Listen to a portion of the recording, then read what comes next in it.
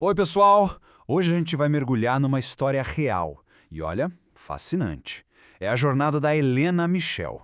O relato dela nos dá uma perspectiva única, sabe? Sobre o que pode acontecer logo depois que a gente parte. Essa é, talvez, a grande pergunta, né? O que acontece naqueles primeiros momentos depois da morte? E é a história da Helena que vai nos dar uma janela bem rara para essa experiência. É o que vai guiar tudo que a gente vai ver aqui. Bom, para a gente entender o que aconteceu com a Helena depois, primeiro a gente precisa saber quem ela era em vida. Porque, olha só, a forma como ela vivia está diretamente ligada à confusão que ela sentiu assim que partiu. Então, quem era a Helena? Era uma moça de 25 anos que vivia meio que um paradoxo. Por um lado, rica, bem apegada às coisas materiais, às futilidades da vida. Mas por outro, ela tinha um coração muito bom, era genuinamente caridosa. E foi essa dualidade que acabou sendo o ponto central da experiência dela logo após uma morte súbita, totalmente inesperada. E é aqui que a história começa a ficar realmente intrigante. Porque só 3 dias depois de morrer, ela consegue se comunicar. Só que ela não está em paz. Pelo contrário, ela está num estado de perturbação, de uma confusão profunda. Nas primeiras palavras dela, a desorientação é total. Ela diz: "Não sei onde estou. Que turbação me cerca. Vocês me chamaram e eu vim." Ou seja, ela atende a um chamado, mas não faz a menor ideia do que está acontecendo, nem de onde ela está. E a parte que mais angustiava era essa ligação que ela ainda sentia com o corpo físico. Ela descreve a sensação do corpo frio, imóvel, e uma vontade imensa de se libertar, mas alguma coisa a puxava de volta. Ela se sentia literalmente amarrada a ele. Ela chegou a se descrever como se fosse 2 pessoas. De um lado, o espírito dela, consciente, mas totalmente perdido. Do outro, o corpo físico, que ela via, mas não tinha mais controle nenhum. Imagina a sensação. É como se olhar num espelho e não saber mais quem é o reflexo. Esse processo todo tem um nome. É o desprendimento. É a separação gradual do espírito e do corpo. E no caso da Helena, a vida um tanto fútil que ela levava, o apego às coisas materiais fez com que esse processo fosse bem lento. Ela estava, literalmente, presa pelas correntes que ela mesma criou em vida. Mas olha, essa confusão não durou para sempre. Aconteceu algo que mudou tudo. Foi o ponto de virada na jornada dela. O momento em que a clareza finalmente começou a aparecer no meio da neblina.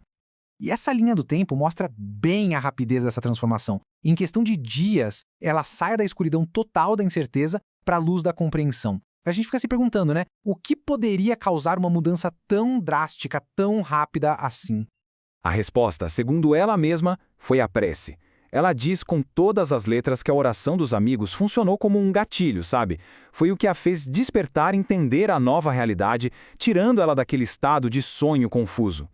E com essa nova clareza, vem uma transformação completa. A Helena não está mais perdida. Agora ela entende a situação dela e, mais do que isso, ela descobre que tem um novo propósito, uma nova missão.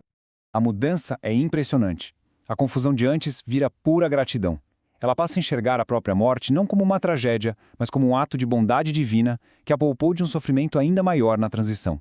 Com a clareza, vem o propósito. Os objetivos dela agora não são mais sobre si mesma, tipo avançar espiritualmente.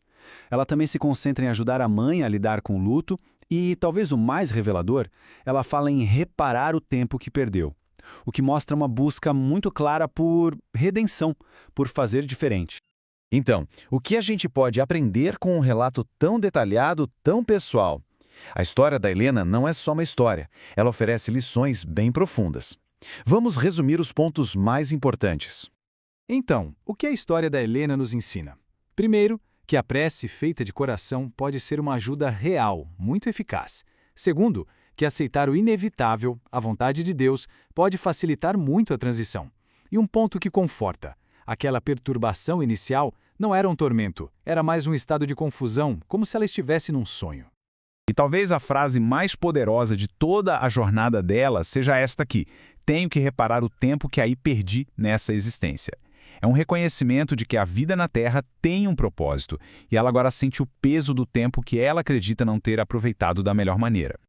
Isso tudo nos deixa com uma pergunta final para a gente refletir. A jornada da Helena, de uma vida meio fútil para uma missão espiritual, convida todo mundo a olhar para dentro. Se o tempo que a gente tem aqui é uma chance de progredir, como é que estamos usando a nossa oportunidade?